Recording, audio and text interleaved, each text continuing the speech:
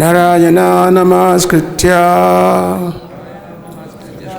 Narayana narottamam Devam Saraswatim Vyasam Tato Jayamudiraye Nasta Prayesva Bhadresu Nitam Bhagavata Sevaya Bhagavati Uttama Sloke Bhakti Bhavati Nastiki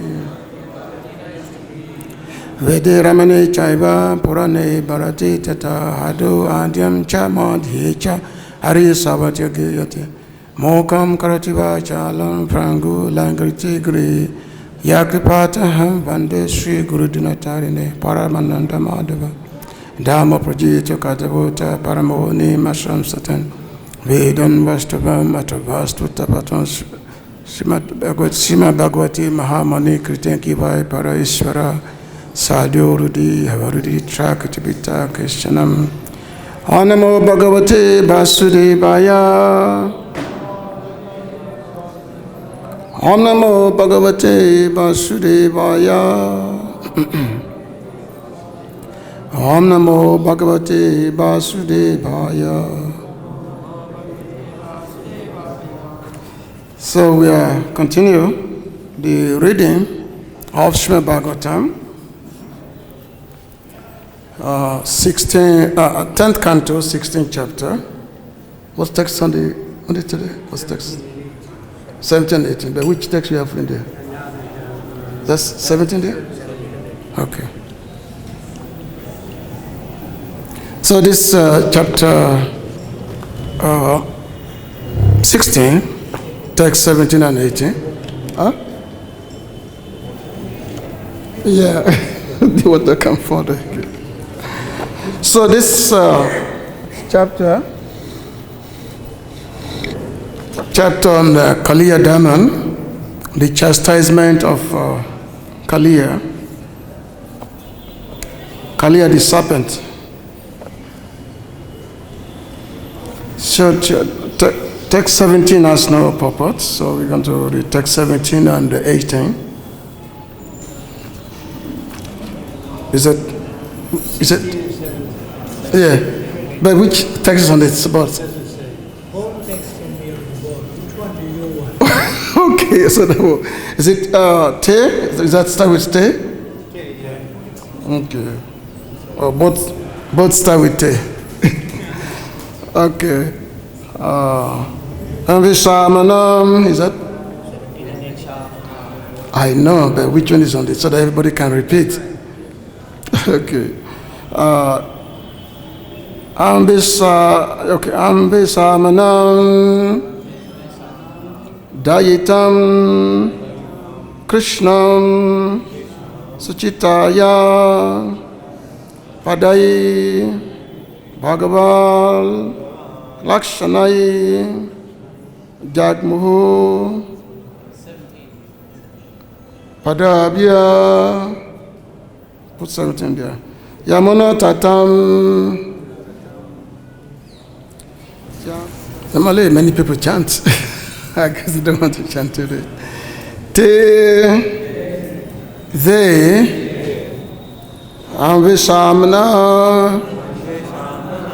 searching out Dayitam, their dearmost, Krishnam, Krishna, Suchitaya, along the path which was marked, Padai, by his footprints, Bhagavat Lakshanai, the symbolic markings of the personality of Godhead.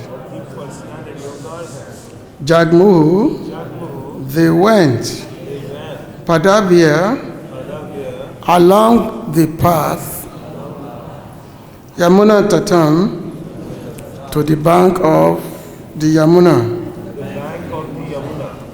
Translation by Srila Prabhupada's disciples. The residents hurried towards the banks of the Yamuna in search of their dearmost Kṛṣṇa, following the path marked by his footprints, which bore the unique signs of the personality of Godhead. Text 18. tatrābja-yavāṅkuśāśani dhvajopapannāni padāni viś-pateḥ mārge gavām anya-padāntarāntare nirīkṣamāṇā yayur aṅga satvarāḥ.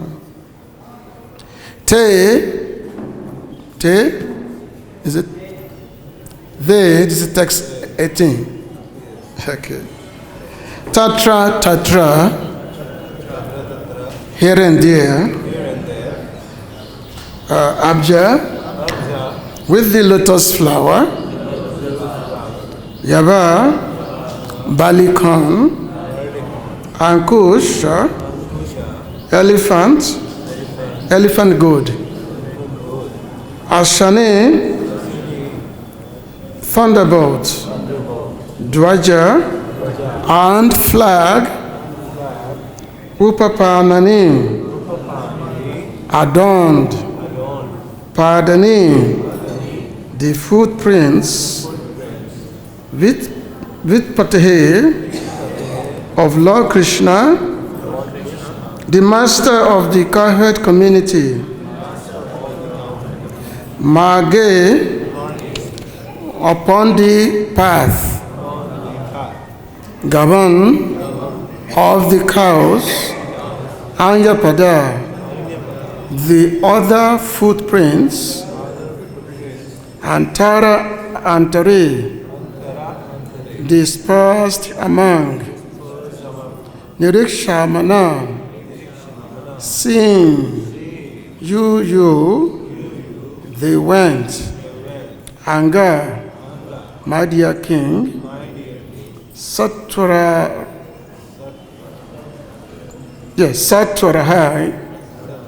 rapidly. Translation and purport.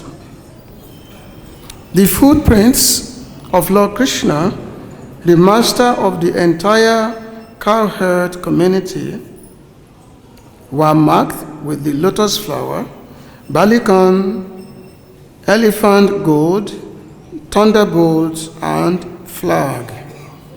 My dear King Parīkṣit, seeing his footprints on the path among the cows, hoofprints, the residents of Vrindavan rushed along in great haste. Purport. Srila Sanatana Goswami comments as follows.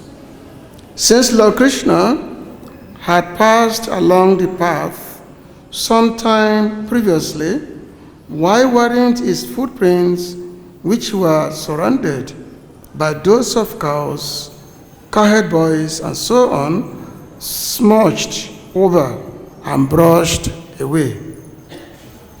Why hadn't his footprints been obliterated by those of the beasts and birds of Vrindavan forest? The answer is indicated by the word viś-pateḥ, master of the cowherd community.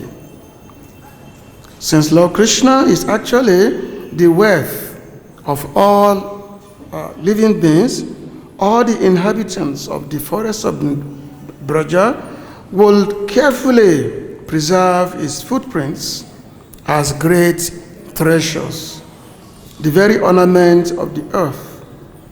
Thus, no creature within Vrindavan will ever walk upon Lord Kṛṣṇa's footprints.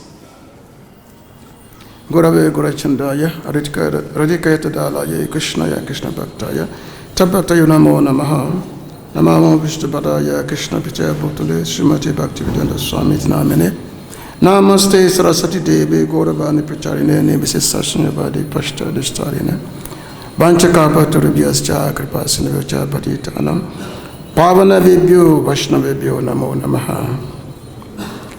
So I thank everyone for being here this morning for the recitation of Srimad Bhagavatam, and especially thank the senior devotees who are here. So by your blessing, I may be able to say something. So here, it's, I just read the text again. tatrābja-yavāṅkuśāśani dhvajopapannāni padāni viś-pateḥ mārge gavām anya-padāntarāntare nirīkṣamāṇā yayur aṅga sa-tvarāḥ. The footprints of Lord Kṛṣṇa, the master of the entire cowherd community, were marked with the lotus flower, barleycorn, elephant goad, thunderbolt, and flag. My dear King Parīkṣit, seeing his footprints on the path, among the cows' footprints, the residents of Vrindavan rushed along in great haste.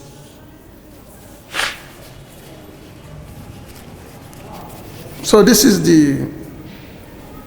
because Krishna, he had gone to Yamuna to chastise Kaliya, who had come to Vrindavan and was residing in the portion of Yamuna. So, of course, Kaliya, he had come there because he knew about the cause of Sabari Muni, that Garuda cannot come to that portion of Yamuna. Because somehow Sabari Muni, he was offended by Garuda. I think Garuda's his meal is fish, and is that he eat fish. Even though he's a great devotee of the Lord, he had to be a great devotee to be able to carry the Lord. But his food is fish, So, but when Sabari Muni was meditating in Yamuna, and basically, the fish there, they kind of saw him as their protector. But Garuda came, he was eating some fish apparently.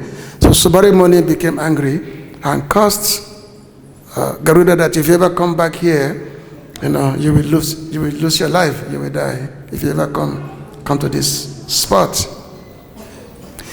And of course, Garuda being a great devotee, and Sabari Muni leveling this curse on Garuda, which is very offensive.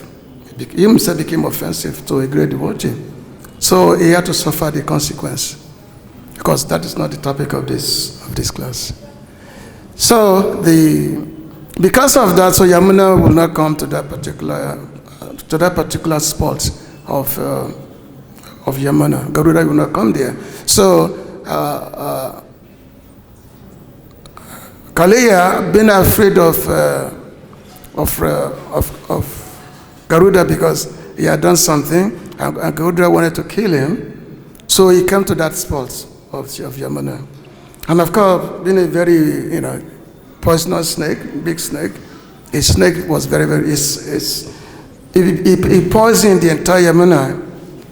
And just by being there alone, his poison was so much that even birds fly on the sky, they were all falling dead, Not to talk of when the Brajabasi came there, the cowherd boys. Many of them, when they came near the lake, so they were all losing their life. They were fainting. So Krishna came to relieve the situation. And of course, Krishna also wanted to spot. After all his activities, they are done in a sporting manner. Actually, when we say lila, the word lila means something that is done in a very joyful mode. It's a sport. So Krishna's activities are always sportive. So that's why this word lila, actually, as they said in the scripture, that can only be applied only to Krishna. Everybody else performed activities, but Krishna performed lila. So Krishna came. Not only does he want to chastise Garuda, Kaliya, to chase him out of this place, but he also wants to perform some wonderful activities. All these activities, they all are very extraordinary activities. So then Krishna jumped into the Yamuna, and then when he jumped to the Yamuna, so Kaliya felt that who's this? Who dared to invade my space, my place? So Kaliya immediately wrapped himself around Krishna. So, seeing this situation, some cowherd boys is like a panicking. Krishna is the life of everyone. Krishna is the dearmost of all the residents of Vrindavan. In this text, the text number 17, it mentioned here Dayitam. Dayitam means Krishna is the dearmost. Krishna is more than life of everyone, of every living entity. Dayitam. So the news was sent to Vrindavan that Krishna has been captured by Kaliya, and Kaliya had wrapped himself around Krishna. Normally, when a big snake, just like big python or big anaconda, if they wrap themselves around you, you are finished. They wrap themselves around you, they squeeze you to death, and then they swallow you, isn't it? But Kaliya is so big, actually. It wasn't a small snake. And Krishna was just a small boy. Krishna was in his Poganda age, very small, around 6 years old. So this huge serpent with 100 heads, he had 100 heads. So he wrapped himself around Krishna. So all the cowherd boys, they felt that, maybe Krishna is dead or something. Maybe Krishna is dead. So they ran to the village and informed all the cowherd men, women, that Krishna is in the precarious situation because he's been wrapped. Kaliya had wrapped himself around Krishna, and we are not sure if Krishna is dead or not. So, hearing this news that Krishna is in the grip of Kaliya, so all the Brajavasi, immediately they drop whatever they were doing. Immediately they drop whatever they are doing, and with their life hanging, they rush towards the path of Yamuna. They rush towards that spot. Now, how were they able to locate? How were they able to trace that spot where Krishna is? How are they able to trace the spot? So it's been mentioned in this verse here that they were following the path marked by Krishna's footprints. So Krishna's footprints is not ordinary footprints. There are a lot of auspicious signs on the footprints of Lord Kṛṣṇa. Like in this case, it mentioned here that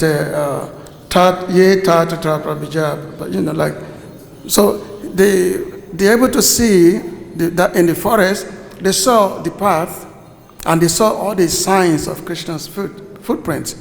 Even though there are other markings on the ground, like especially the cows, but they were able to identify Krishna's footprints. Not just like actually you could see here. This is the description from the Govinda Lilamrita about different markings on the lotus footprint of Lord Kṛṣṇa. I don't know if you can see it from there. So there are 32 markings on the foot of Lord Kṛṣṇa. 32 markings. Now, in Vrindavan, we know that Krishna, he does not wear shoe in Vrindavan. He doesn't wear shoe. So therefore, when he walks on the ground, is the marking on his foot. The impression is there on the ground because Krishna does not wear shoe in Vrindavan. Even though Mother Yashoda told Krishna that you are going to the forest, there are so many stones, and so even though Mother Yashoda told Krishna that you must wear shoe. And it's not that Krishna is the son of the king of Vrindavan. But Krishna said that if I have to wear shoe, then you have to provide shoes to all these cows, all the calves and cows, because Krishna, every day he will take out about almost 1 million cows, 900,000 and something cows that Krishna will take out every day in the forest of Vrindavan.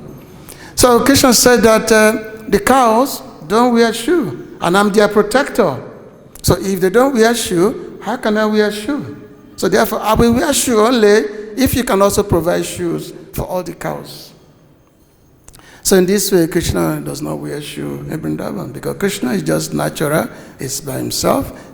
Vrindavan is home. Vrindavan is home for Krishna. So because of this, wherever he steps, the footprints, they are always there. So therefore, Vrindavan is very glorious. Because Vrindavan is glorious because Krishna's footprints, it's there all over Vrindavan. So when the gopis, when they were saying about Krishna's lotus footprints being a great benediction for Vrindavan, a great benediction for Mother Earth.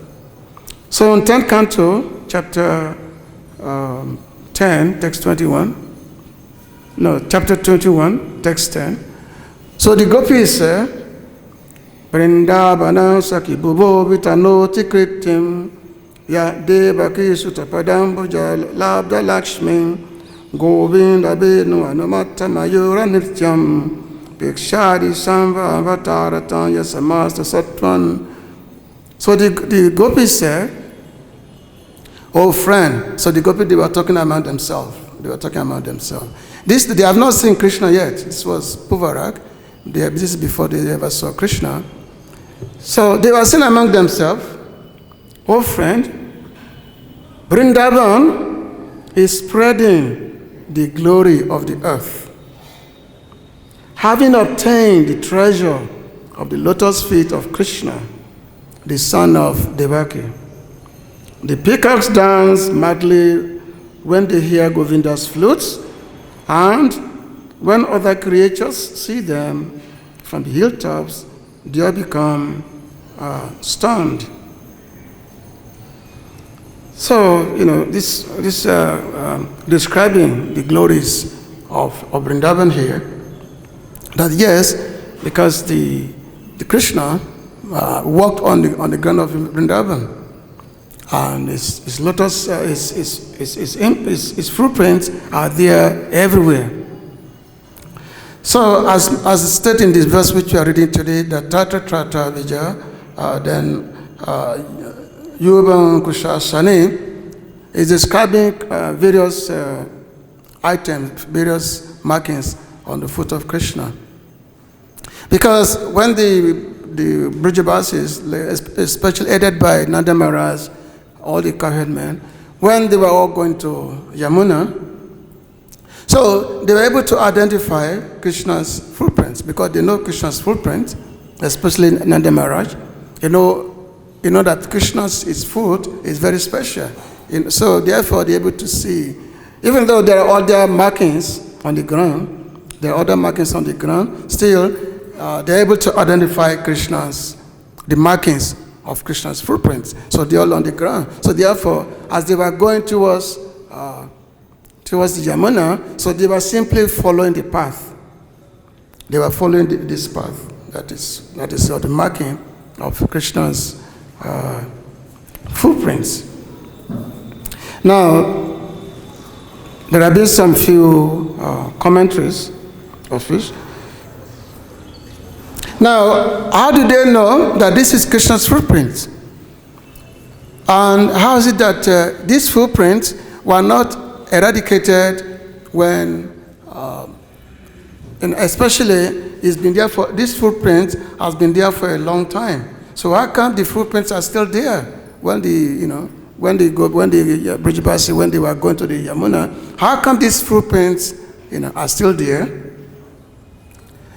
So as mentioned that because Krishna is viś-pateḥ, viś-pateḥ is the Lord of Brajabasi, is the Lord of the cowherds, and he is also the treasure of all living entities.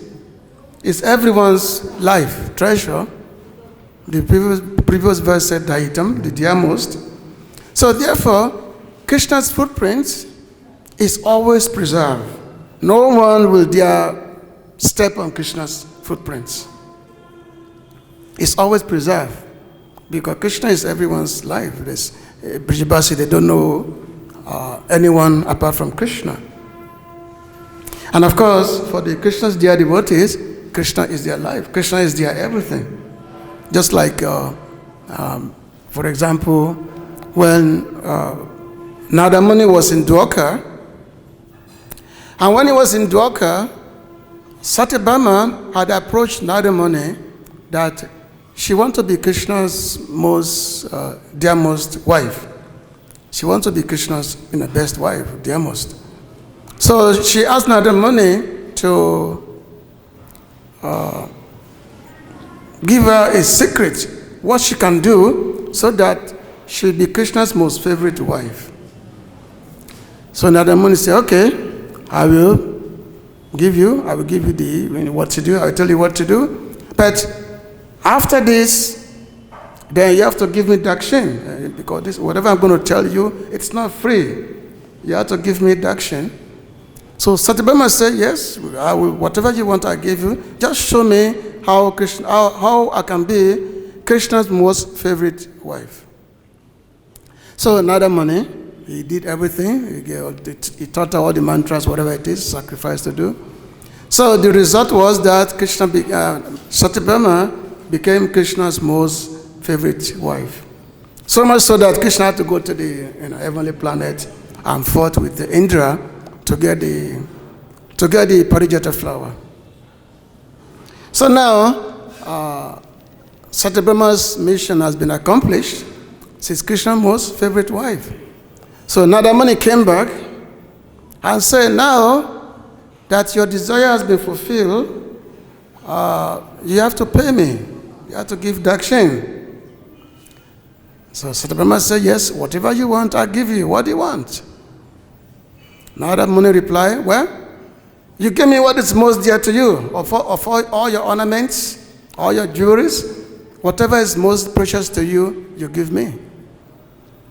So Satyabhama's reply, well, the only thing that is dear to me is Krishna. There's nothing that is dear to me. Only Krishna is dear to me. You know what to do. So Narada Muni said, well, I'm going to take Krishna then, if that's most dear to you. So she became dumbfounded what to do. And then Narada Muni started taking away Krishna. And Krishna was following Narada Muni. So all the other wives, because Krishna had 16,108 wives, so they all came beating on Satyabhama that, how can you let that happen? Krishna is our life. Without Krishna, we have no existence. You cannot let Krishna, you can't let Narada Muni just take away Krishna just like this. So Satyabhama, she ran back to Narada Muni and said, please, my co-wives, they are beating me. If Krishna is our life, you can't take Krishna away. Please ask for something else. Please ask for something else. And then Narada Muni said, okay, you give me enough wealth that is equal to the name of, that is equal to the weight of Krishna. You give me enough wealth. So all the Dwarkabasis, the inhabitants of Dwarka, so they put Krishna on a scale, and then they started putting every worth of Dwarka on the other scale. Dwarka was very, very rich. So many diamonds and everything, golds and all the precious jewels. So they were putting that on the other scale, trying to see if there'd be enough to equal the weight of Krishna, so that they can give that to Narada Muni. But the more they put on the other scale, the more heavier Krishna becomes. They put more weight, see Krishna become more heavier than the scale, than the weight. So Dwarka became bankrupt. There's nothing else to be put on the scale. So Rukmini, who is much more intelligent, she said, "Oh, I know the secret. You take away all this weight. So everything was removed. And then she took Tulsi leaf, and then she wrote Krishna on it. So on Tulsi leaf, she wrote Krishna, and then she put this on that scale. And that became more heavier than Krishna. So Krishna's name is much more heavier than Krishna himself. So Narada Muni was happy. He took this and said, yes, I got something much more heavier than the weight of Krishna. This is Krishna's name himself. So Narada Muni was very, very happy. And then he left. So, Krishna is very, very dear to all his devotees. And there's no other possessions that devotees want except Krishna. So when the Brajabasi, when they saw these lotus footprints of Krishna, so they were following this. It's like now their life has a meaning. Their life has a meaning. Now they can now discover, where exactly Krishna is on the Yamuna's part. So there has been quite a bit of descriptions of the these lotus footprints of Krishna. Some time ago, I published one book called Parasavana, whereby these various descriptions are given, and it's giving the exact meaning of each of each markings, what it means. So from from Govinda Lilamrita, Srila Vishwanath Chakrabarti said, Srila Kavira Goswami said, he said, we devotees always meditate on the lotus feet of the Lord.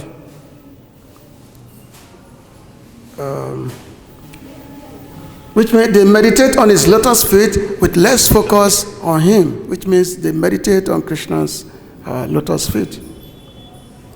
The Lord's feet have special signs that reward his devotees a shooting affection.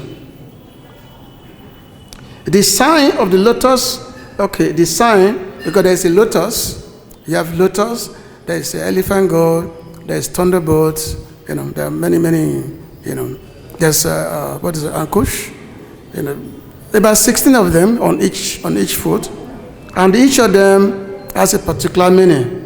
Of course, all these signs on the foot of the lotus feet of Krishna, they are meant for the devotees' meditation. And the more devotees meditate on them, the more they become, surcharged with the loving feelings towards Krishna.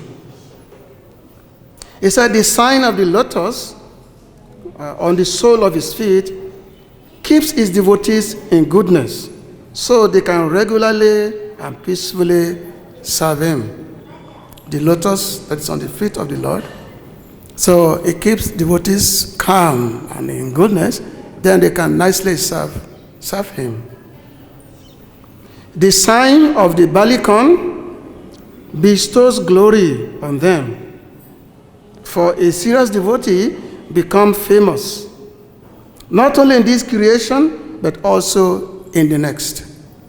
Just like when Chaitanya Prabhu asked Ramananda Roy that who is the most famous? Who has a real fame? So Ramananda Roy replied, the only famous person is devotee of Krishna. To be a devotee of Krishna is a real fame. A devotee of Krishna is so famous that his glory, not only are they sung in this world, also all the worlds, all the three worlds. Just like we sing the Guru Puja every morning, Ibe Jasa Gusu Tribhuvana, that yes, the glory is sung all over the three worlds. Ibe Jasa Gusu Tribhuvana. So the sign of barleycorn, it bestows glory on the Lord's devotee.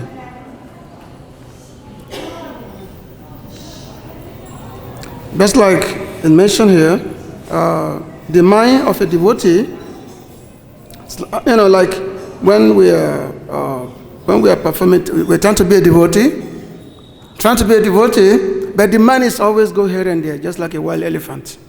The mind always restless, just like a wild elephant. But how do you control an elephant?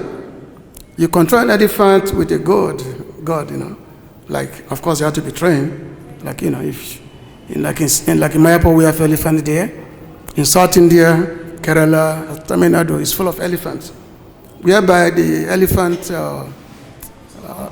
aṅkuśa. So aṅkuśa is goad. Aṅkuśa is meant to control the elephant. So the sign of the aṅkuśa, the elephant goad, is meant to bring the mind under control. So you bring the mind under control, then if you do that, then you can be able to make progress on the part of devotional service. Whereas if the mind is always running here and there, you are chanting and you are thinking of something else, no focus. So therefore, and just like Lord Kṛṣṇa says that the mind is like, that the mind is so difficult that even one can control the wind, but the mind is uncontrollable. So therefore Krishna talks about abjas. Abjas means practice. So the elephant god, the aṅkuśa, which is the sign on the foot of Lord Kṛṣṇa, it signifies our devotees control their mind by meditating on Lord Kṛṣṇa's lotus feet. And then, so it's the sign of aṅkuśa control the mind.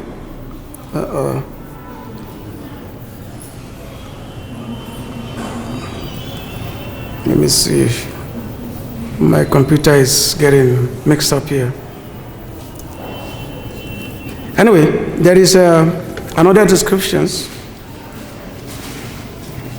When the parrots, when they are glorifying the lotus feet of Lord Kṛṣṇa, this is found from Govinda Lila Amrita. I just read the only English. All glories to the lotus feet of Lord Sri Kṛṣṇa, which are imprinted with 19 auspicious marks, and thus advertise the supremacy of the original personality of Godhead. Puruṣottama, his beautiful lotus feet contain the marks of disc, half moon, barleycorn, octagon, water pots, umbrella, triangle, sky, bow, swastika, thunderbolt, cow hoof, cow shell, fish, upward line, elephant god, a lotus, a flag, and ripened blackberry fruits. Then he mentioned, he said, a single mentioning of the glories of Sri Krishna's feet at once remove one's thirst for everything else. They are expert in destroying the calamities of those who meditate on them and bestow all good fortune. One becomes highly astonished upon seeing their beauty, which gladdens all the senses. Their touch removes all miseries of fatigue and gives happiness. May these feet fulfill all my desires.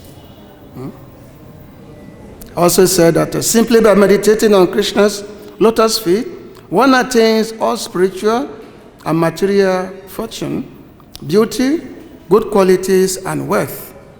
They are the abode of all pastimes. May those feet be our everything.